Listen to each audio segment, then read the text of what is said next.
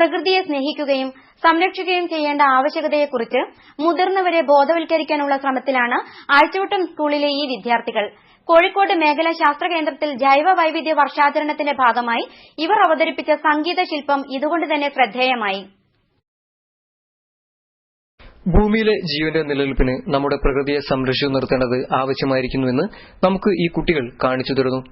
വികസനത്തിന്റെ പേരിൽ കാടിന്റെ പച്ചപ്പ് നശിപ്പിക്കുന്നവർ തങ്ങളുടെ ജീവിതം തന്നെയാണ് ബലികഴിക്കുന്നത്. മരങ്ങൾ നശിപ്പിക്കാതിരിക്കുക 10 പുത്രന്മാർക്ക് സമമാണ് ഒരു വൃക്ഷം എന്നൊക്കെ ഈ കുട്ടികൾ നമുക്ക് പറഞ്ഞു തരുന്നു ഈ സംഗീത ശില്പത്തിലൂടെ.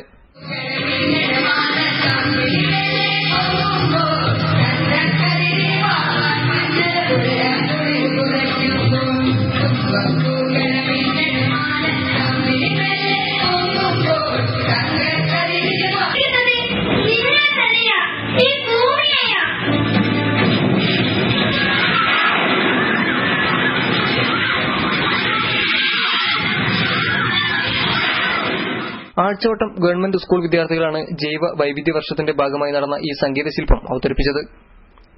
ഗ്രാമങ്ങൾ നഗരവൽക്കരിക്കപ്പെടുന്ന ഈ കാലത്ത് നന്മയുടെ വറ്റാത്ത ഉറവിടം കാണിച്ചു തരുന്നു ഈ കുട്ടികൾ. പ്രകൃതിയോടുള്ള യഥാർത്ഥ സ്നേഹം എന്താണെന്നും നമുക്ക് കാണിച്ചു തരുന്നു. നൃത്തശില്പത്തിന് പി മനോഹരൻ സംഗീതം നൽകി. മനോജ് നാരായണൻ സംവിധാനം നിർവഹിച്ചു.